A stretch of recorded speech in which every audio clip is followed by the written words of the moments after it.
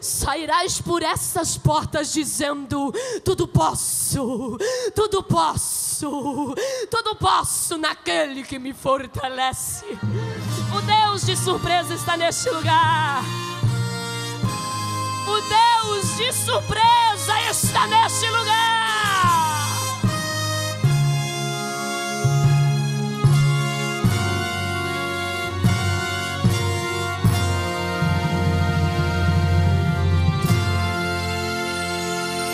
Tudo é normal, parece igual. O mesmo dia, o mesmo sol e a mesma luta.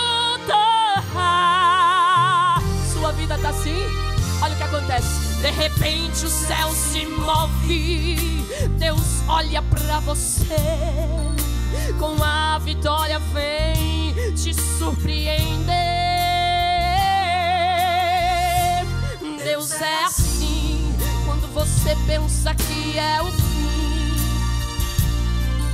suas forças findando, descaído semblante, você diz: Deus se esqueceu de mim.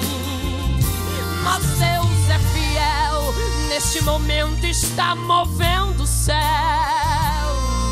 preparando uma bênção, enfeitando a vitória para atender aquele pedido seu. Não é em vão teu clamor, teus pedidos, todas as suas orações não ficou no esquecimento, jogados ao vento as suas intercessões. Deus tem um dia e hora marcado para um encontro com você, e quando menos espera, Deus te manifesta e vem te surpreender. Deus tem poder para fazer muito mais do que pedimos ou pensamos. Ele opera além e abundantemente. Deus é surpreendente. Deus tem poder para fazer o impossível e o milagre acontecer. Ele faz e alegra o coração da gente. Deus é surpreendente. Ele está aqui, eu sinto ele aqui. Posso ir, rebaixando a lavacaia.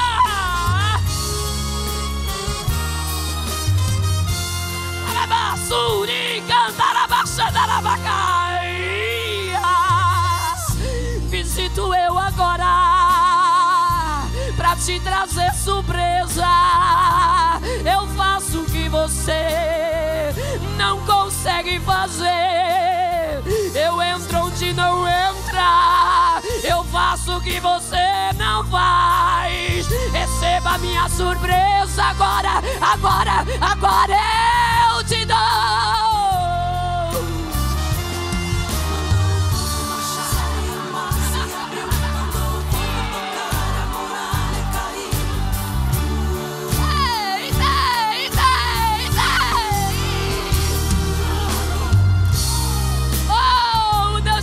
Está aqui, está aqui, está aqui. Assina a vitória e vai te surpreender. Ele vai, ele vai, ele vai te surpreender. Levante a mãozinha e receba, receba, receba, receba, receba, receba, receba. Rabassuri, rabassuri, cantarabassandarabacai. Ele vai além e abundantemente. Deus é surpreendente. Ele é. Deus tem poder para fazer o impossível e o milagre, o milagre, o milagre, o milagre. Arabaxandarabacai. É milagre, é milagre, é milagre. Surpreendente este Deus é. Surpreendente este Deus é.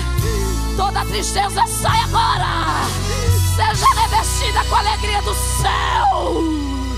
Seja renovada agora para marchar, para marchar, para marchar, para marchar, para marchar, para marchar. Te escolhi, te escolhi, te chamei para marchar. Põe aquele outro número 8. Arabaxandarabacai. Eu endoidei aqui. É a glória de Deus neste lugar.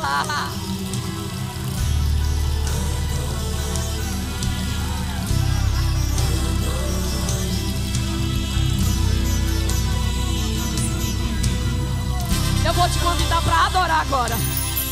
Pra adorar. Sabe qual o segredo da vitória de um crente? É adoração. Viu, minha irmã? Só adoração. Crente fiel adora, porque tem a certeza de sua salvação. Em qualquer circunstância, vê a mão do seu Deus, então vai dando glória. O seu coração crê que na hora precisa Deus vai lhe dar vitória. Então se você quer vitória, adore, adore, adore, adore, adore. Então se você quer vitória, adore, adore, adore, adore, adore. E louva e exalta Deus, e ora e invade os céus, mas quem adora mexe com o coração de Deus. Então se você quer vitória, adore, adore, adore, adore, adore. Faça o que você quiser pra Ele hoje aqui. Adore, adore, adore, adore, adore. Suricanda. E louva e exalta Deus, e ora e invade os céus, mas quem adora mexe com o coração de Deus. Adore sentado, adore em pé, adore ao que pode, aquele que é. Adore no monte e no vale também. Adore quem faz, quem merece, quem tem. Adore a Jesus, adore ao Senhor, adore a Jeová, nosso Criador. Adore ao leão que vem de Judá. Adore, pois Ele está neste lugar. Se quer receber, irmão, te convido para adorar. Adore, vai, adore, adore, adore, adore, adore, vai. Diga uma palavra de carinho a Ele. Diga, diga, diga. Oh, aleluia. É muito notável a diferença do crente que adora.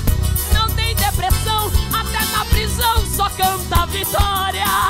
Não perde o seu tempo, pois não vem pra culto pra obter o lar. É uma tocha acesa, pois vem para a igreja só para adorar. Adore, adore, adore, adore, adore. E se você quer vitória, adore, adore, adore, adore, adore.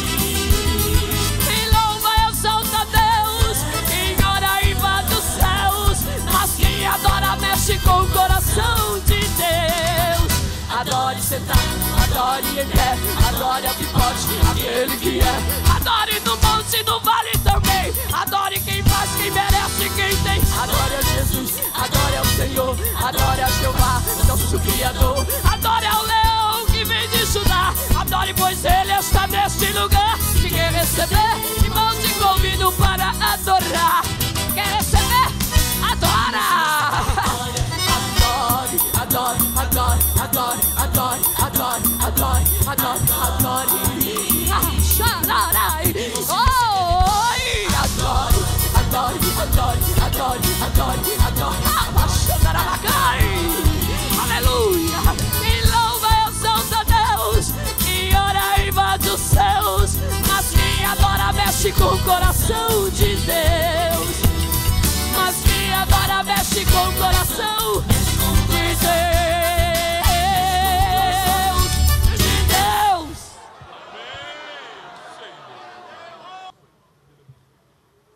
Queridos irmãos, a paz do Senhor. É um prazer muito grande estar convosco. Como disse o pastor Sérgio, ter chegado a tempo hábil. E aproveito a oportunidade, em primeira mão, para pedir perdão à igreja, não justificar, porque todo atraso não é justificável, mas pedi perdão à igreja, ao pastor Sérgio, à irmã Lúcia. Não é do nosso costume, mas nós calculamos uma distância e descobrimos outra. Calculamos um horário de chegada e realmente não conseguimos atendê-lo. Mas aqui estamos e com certeza juntos vamos glorificar a Deus. É um prazer estar com o pastor Abílio, nosso amigo, meu irmão, e feliz por estar acompanhado do presbítero Weber, pregador do Evangelho, assim como o irmão dele, meu amigo Jean Porto.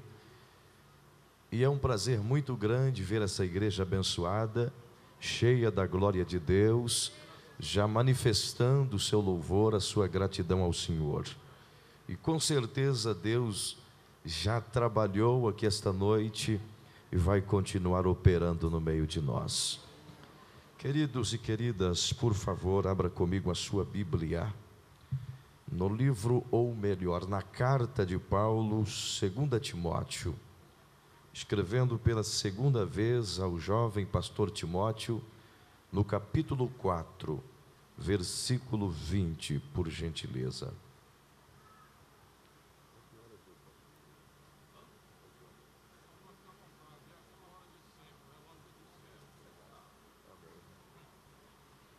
Segunda Timóteo, capítulo 4, versículo 20. Quem vencer herdará todas as coisas, diz o tema. 2 Timóteo, capítulo 4, verso 20. Só quem encontrou, diga glória a Deus. Diz-nos assim: Erasto ficou em Corinto, quanto a Trófimo deixei-o doente em Mileto. Por gentileza, vamos juntos dizer esse texto, esse versículo, por favor. Logo após mim, os amados assim o dizem. Está bem? Eu direi e os amados me seguem, por favor. Erasto ficou em Corinto. Quanto a Trófimo, deixei-o doente em Mileto. Obrigado, queridos, obrigado. Queridos irmãos e irmãs em Cristo Jesus, esta palavra que o Senhor fez descer à minha alma para vos transmitir esta noite, com certeza há de fazer tudo aquilo que o teu coração precisa que seja feito. Deus tem os seus caminhos de trabalhar. O Espírito Santo tem a sua maneira de falar e de dirigir-nos. E com certeza, embora ao lermos esse texto, talvez teu coração ficou um tanto surpreso com a leitura, mas o mesmo Espírito que te guiou até aqui é o mesmo que me trouxe até aqui e vai falar com o teu coração. Perceba, queridos, está bem, pastor? Está bem. Obrigado pela liberdade, o Senhor é muito amável. Me sinto com tranquilidade para ministrar-vos. Perceba, queridos irmãos, Paulo escreve 2 cartas ao jovem pastor Timóteo.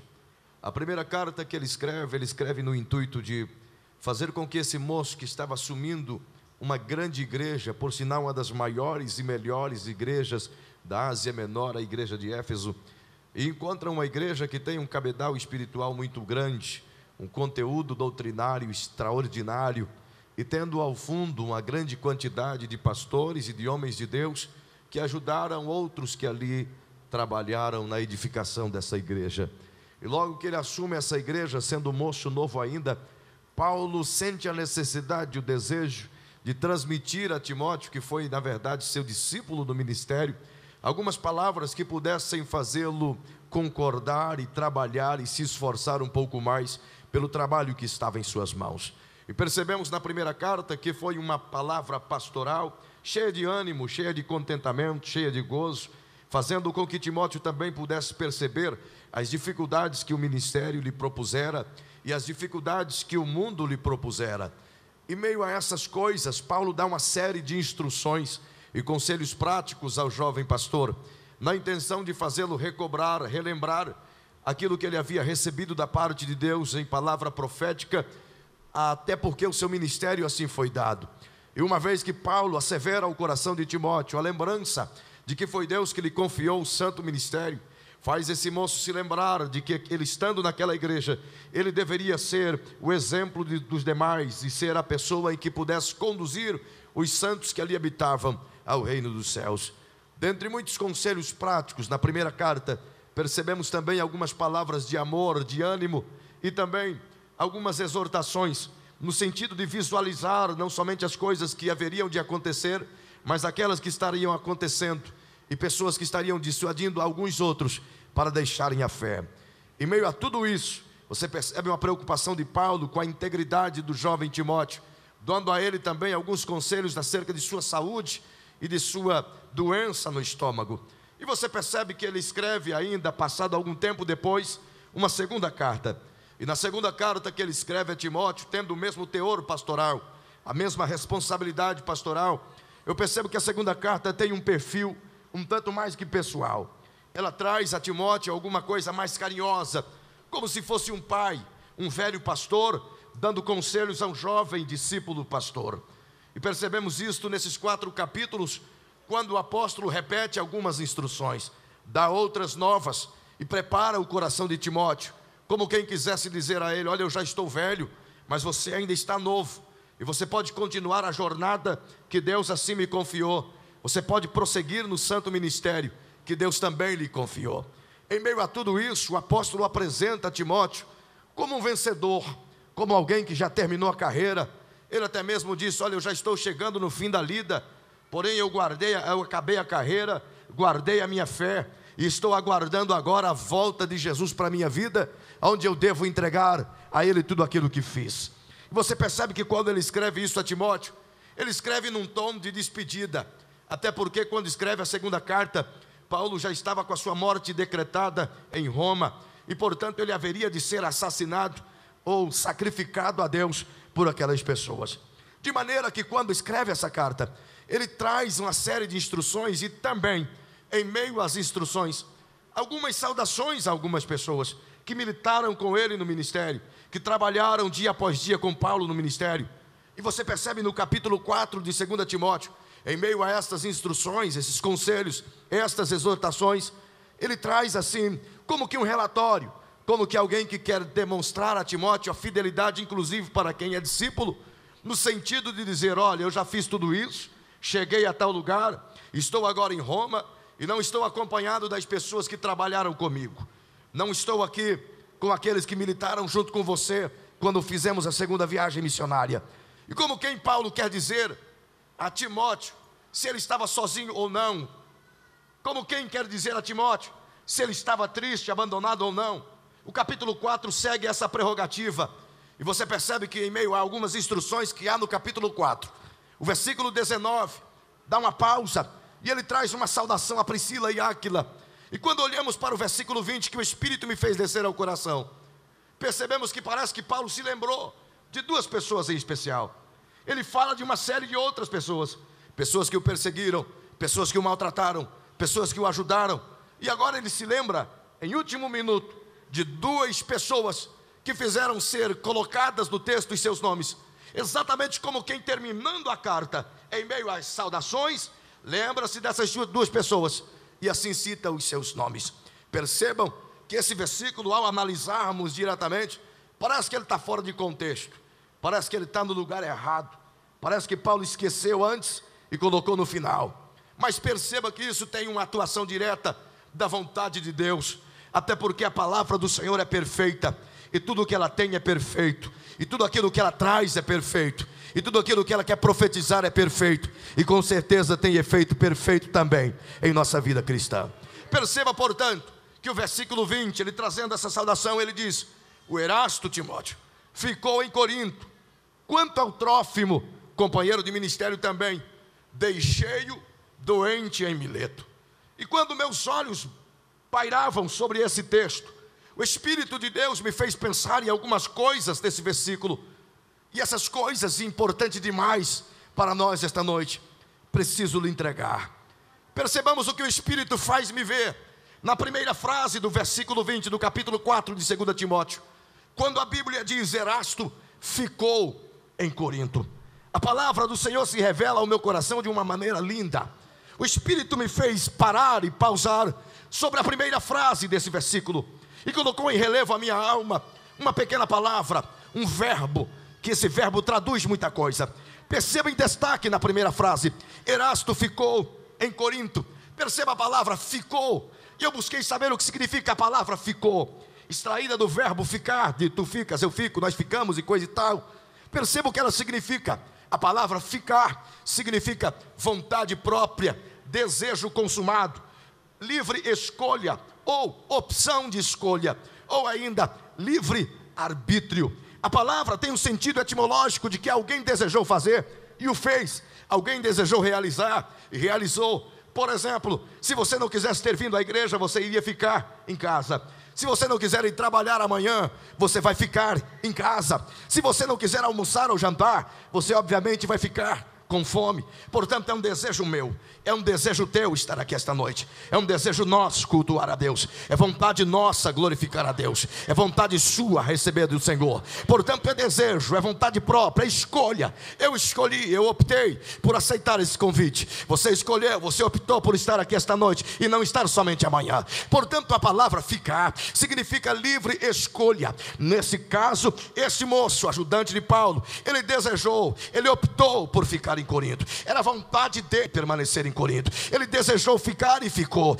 Entenda que talvez ele quis ficar lá, talvez para ajudar a igreja um pouco mais, ou ainda para resolver alguns negócios seus, ou talvez ainda para falar com alguém, sei lá, coisa parecida. O certo é que ele ficou em Corinto. Perceba ainda nesse mesmo versículo o que o Espírito me fez pensar. Na segunda frase, destaca-se um segundo verbo, que esse verbo é totalmente diferente do primeiro, pois a Bíblia diz: quanto a Trófimo, deixei-o doente em Mileto. Diferente do primeiro, a palavra deixei-o, diferente de escolha, de desejo, de vontade própria, de livre-arbítrio, ela significa etimologicamente de obrigação, ou por obrigação, ou ainda obrigado foi. Portanto, perceba que ela tem uma conotação diferente da primeira. Se a primeira significa opção, escolha, desejo, vontade, a segunda significa que foi obrigado. Isto é, esse moço Trófimo, ele desejava estar com Paulo, ele desejava ir até Roma com ele, ele desejava ver o fim da jornada de Paulo, ele desejava ajudá-lo até o último minuto, mas a enfermidade na sua vida foi impossível de ser conduzido até lá. Talvez até no diálogo com Paulo ele tenha dito: Paulo, eu gostaria de estar contigo, e Paulo tenha dito: eu gostaria que você fosse comigo a Roma, mas eu não posso te levar, você não vai aguentar a jornada, você não vai aguentar o sol causticante do deserto, da estrada, você não vai aguentar os solavancos do carro, você não vai aguentar o Trófimo. Portanto, eu sou obrigado a deixar você aqui em Mileto, até que você se recupere, até que você esteja bem. Portanto, perceba ainda, meu amado, que dentro desse versículo tem um terceiro personagem. Você percebe o primeiro que está aqui, ficou em Corinto, percebe o segundo que foi deixado em Mileto, e tem um terceiro personagem que não estava em Corinto, nem estava em Mileto. O terceiro personagem foi, portanto, conduzido, levado, direcionado e chegou até Roma para cumprir a sua tarefa final. Este terceiro personagem é quem escreveu, o apóstolo Paulo. Portanto, temos três personagens aqui: um que foi, e um que ficou, e outro que foi deixado. Perceba o que o Espírito fez falar ao meu coração de forma maravilhosa, desceu a minha alma. Perceba que o primeiro personagem, esse Erasto que ficou em Corinto, ele se assemelha a muitas pessoas que por vontade própria, por opção, não quiseram estar aqui esta noite, por desejo, não querem aceitar Jesus, por opção, ouvem o Evangelho, mas não querem o Evangelho, amam mais o mundo do que a Deus, amam mais a carne do que a Cristo, preferem as coisas desta vida do que as coisas de Deus. Por opção, escolheram amar mais a terra do que amar mais a Deus. Por opção, escolheram o pecado do que a santidade do céu. Por opção, escolhem viver a corrupção dessa vida mundana do que viver os prazeres que a Bíblia promete para o crente fiel no céu. Portanto, a escolha é opção. Com certeza muitos dos amados e amadas aqui, tem algumas pessoas que você conhece, que você já pregou, que você já anunciou, que você já enfatizou de Jesus, mas ele por opção disse: não, eu não quero agora, eu não preciso de Jesus agora não é o momento de aceitá-lo, nem tampouco de viver esse evangelho que vocês pregam. Eu quero ficar um pouquinho mais como eu estou. É escolha, é livre-arbítrio, e isso é bíblico. O próprio Deus jamais vai interferir ou vai tirar essa liberdade que o homem tem de escolha. Eu escolho o terno que devo vir à igreja, você escolhe com quem você casou, com quem vai casar, eu escolhi com quem eu iria casar. Portanto, é escolha, meu irmão, é livre-arbítrio. Você escolhe para o céu ou para o inferno, você escolhe ter Cristo ou não ter Cristo, é escolha própria. Nós temos essa liberdade e Deus não interfere nesse fato. Perceba ainda essa segunda personagem que se assemelha. Esse agora Trófimo, que foi deixado, também se assemelha a muitas pessoas em nosso tempo, porque a Bíblia diz por meio das palavras de Jesus. Mateus capítulo 24, versículo 40, ele disse: estarão dois no campo, um será levado, o outro será deixado. Estarão dois no telhado, um será levado, o outro será deixado. Estarão dois no moinho, um será levado, o outro será deixado. Perceba ainda que eu estou falando de um segundo personagem, aqueles que serão deixados, que estão doentes. Ora, é óbvio que eu estou falando esta noite daquele momento maravilhoso chamado arrebatamento da igreja. É óbvio que eu estou falando esta noite uma mensagem que o Espírito de Deus me fez pensar para te entregar, sobre a noiva que vai entrar no céu, sobre aqueles que nasceram para vencer, sobre aqueles que optaram por viver com Cristo. Perceba ainda que estes que escolhem, eles têm a opção, eles desejaram ficar e ficam, mas tem aquele que é deixado, porque as coisas dessa vida os fazem ficar doentes, raízes de amargura, doença na alma, doença no coração,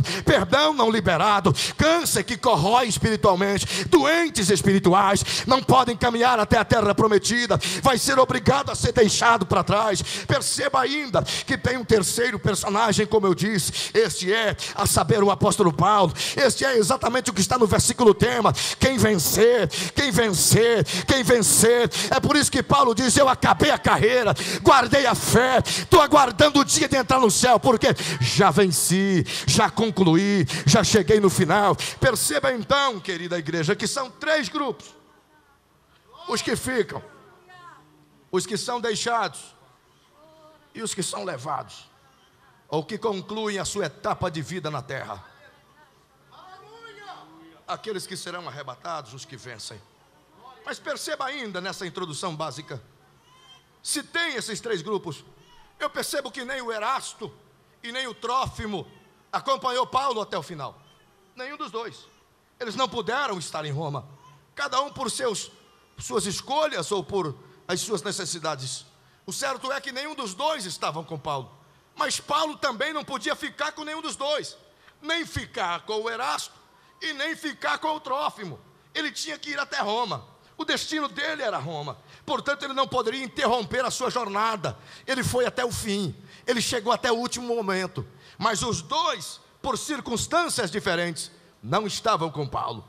Então eu preciso dizer, uma vez que não estavam com Paulo, de três grupos, eu posso unir os dois, os que ficam e os que são deixados, em um grupo só, porque ambos não estarão. Perceba, se Paulo nos identifica e simboliza a igreja que será arrebatada, logo existem os que ficam e os que são deixados, que simbolizam aqueles que não estarão com a igreja no arrebatamento. Logo, estarão na terra, ou por opção, ou por doença, mas estarão na terra, e aqui permanecerão, se não a se renderem às suas vidas, por meio da dor ou da tribulação. Perceba ainda, então, tornamos dois grupos: o grupo 1, dos que ficam e dos que são deixados; o grupo 2, de Paulo, o grupo dos arrebatados, o grupo dos crentes, o grupo dos fiéis, o grupo dos santos, o grupo daqueles que anelam o arrebatamento da igreja, daqueles que esperam a vinda gloriosa de Jesus, daqueles que esperam o ressoar da trombeta, daqueles que estão prontos para dizer: ora vem, Senhor Jesus.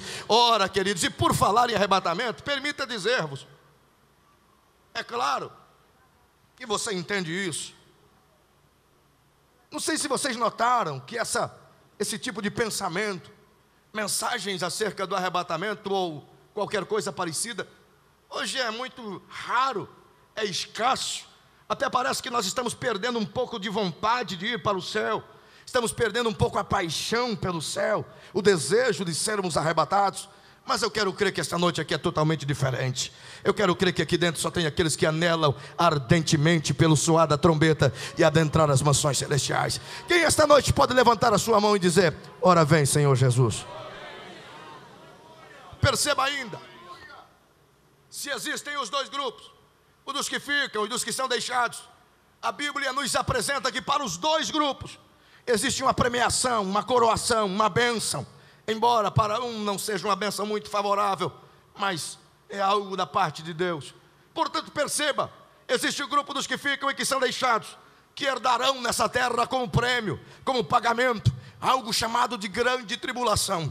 Mas para aqueles que serão arrebatados, herdarão ainda muito mais, além de ser muito mais distante, muito mais glorioso, muito mais amável, muito mais perfeito do que o que herdarão os que ficam e os que são deixados. Eles herdarão as glórias do arrebatamento. Perceba ainda, queridos, por falar em arrebatamento da igreja, nós precisamos atentar para essa verdade. A Bíblia assevera por diversos sinais e dispensa comentário, até porque todo mundo já está cansado de saber de todas as evidências, de todos os sinais acerca da brevidade da vinda de Jesus. O certo é que acreditamos que todos nós estamos aqui ávidos para que esse dia fosse essa noite, para que esse fosse o último culto, para que esse fosse a última reunião, para que esta noite fosse o teu último louvor, para que esta noite fosse a tua última vinda a esta casa, e quem sabe poderíamos ainda hoje iniciar um grande coral e um grande louvor nas mansões celestiais. Perceba ainda, a igreja do Senhor Deus, para falar sobre isso é preciso se lembrar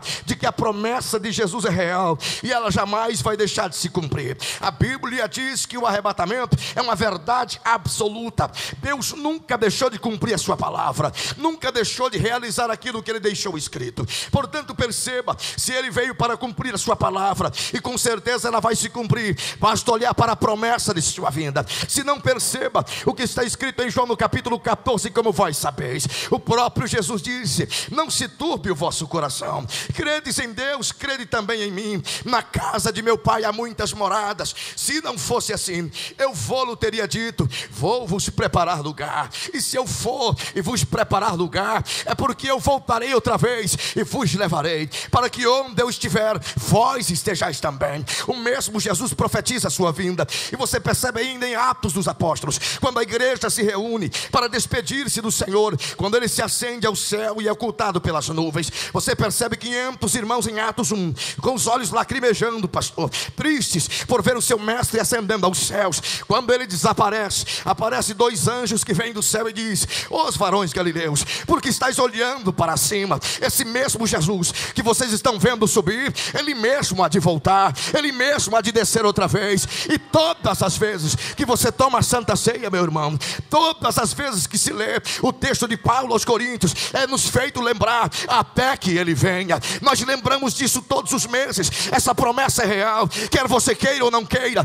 quer alguém aceite ou não aceite, Jesus vai voltar. Quer acreditamos ou não, Ele vai voltar, e pode ser hoje o limiar da sua vinda. Perceba ainda, como eu disse, dispensa comentários sobre essas coisas dos sinais, até porque todos vós já estáis cansados de saber. Mas perceba que aqueles que ficam e aqueles que serão deixados, eles recebem como prêmio a grande tribulação, a consolação para eles. Em meio à consolação que a igreja receberá, o deles se chama grande tribulação. E o próprio Jesus falou sobre isso, relatando acerca desse tempo, desse dia de dor, de lágrima, de terror. E Ele chamou de aflição dos últimos dias, a angústia de Jacó, dia terrível de nosso Deus, dia horroroso. Esse dia que o Senhor Jesus profetizou, Ele mesmo disse que não haverá outro igual, e nem depois desse haverá. Esse dia tem a duração de 7 anos, divididos em 3 anos e meio cada parte. Nesses 7 anos de dor, diz a palavra de Deus, que serão derramados sobre os que ficam, e sobre os que serão deixados 21 pragas, ou 21 juízos, relatados na Bíblia Sagrada de uma forma muito descritiva. Ou seja, são 7 selos, 7 trombetas e 7 taças da ira divina. disciplina. Tudo isso cairá sobre aquele que optou por ficar, e sobre aquele que não estava preparado para ir até o fim, sobre aquele que estava doente por ocasião das coisas dessa carne. Perceba, portanto, qual é a premiação dessas pessoas. A Bíblia descreve de uma forma tremenda e linda quais esses acontecimentos e como eles acontecerão. Para você acompanhar-me, você pode inclusive abrir a tua Bíblia e perceber qual é a premiação dos que ficam e dos que serão deixados. Apocalipse capítulo 6 narra esses acontecimentos, esses 7 anos de dor, dessa tristeza absoluta. Você percebe versículo por versículo no livro do Apocalipse. A Bíblia diz que isso vai acontecer imediatamente após a igreja ser arrebatada. Quando a trombeta tocar e nós ascendermos aos céus, entraremos às mansões celestiais. Então iniciar-se-á o período da grande tribulação, para aqueles que ficam e para aqueles que serão deixados. Perceba ainda, meus irmãos, para esses que ficam e que são deixados, a grande tribulação apresenta grandes temores e grandes dores. Se não perceba, Apocalipse capítulo 6, versículo 1 e versículo 2, abre Jesus o primeiro selo, e quando é aberto o primeiro selo, aparece um cavaleiro montado sobre um cavalo branco. Este tem um arco em sua mão e uma coroa em sua cabeça, e diz a Bíblia que ele veio vencendo e para vencer. Este é nada mais, nada menos que o anticristo, que vem promover os 7 anos de governo falso, tendo uma falsa paz, uma falsa tranquilidade, um falso controle mundial. Tudo isso ele virá acontecer. Perceba que é uma imitação de Jesus, porque Jesus aparece abrindo os selos, e aparece no capítulo 19, também montado num cavalo branco, mas cheio de glória e esplendor, diferente do capítulo 6. Perceba ainda, logo após a abertura do primeiro selo no céu, que aparece o anticristo reinando na terra, vem a abertura do segundo selo, Apocalipse 6 e 3 e assim por diante. Quando se abre o segundo selo, aparece um cavaleiro montado sobre um cavalo vermelho. Ele tem uma espada na mão. Diz a Bíblia que ele veio trazer violência na terra, ele veio provocar guerra, e o seu nome por sinal é guerra. Ele veio para matar, ele veio para provocar dissensão entre pai e filho, filho e pai, mãe e filha, filha e mãe, entre familiares, entre nações, entre vizinhos. Se agora achamos que tem violência na terra, se o Brasil está com violência visível, imagine como será no período da grande tribulação, quando se abre o terceiro selo, no mesmo capítulo 6 de Apocalipse. Percebemos agora um terceiro cavaleiro montado sobre um cavalo preto. Este cavaleiro tem uma balança na mão, e quando esse cavaleiro aparece, ele significa fome. Ele veio para gerar fome na terra. Imagine os senhores e as senhoras, que para aqueles que ficam e que serão deixados, a fome vai ser tão intensa que o salmista profetiza no Salmo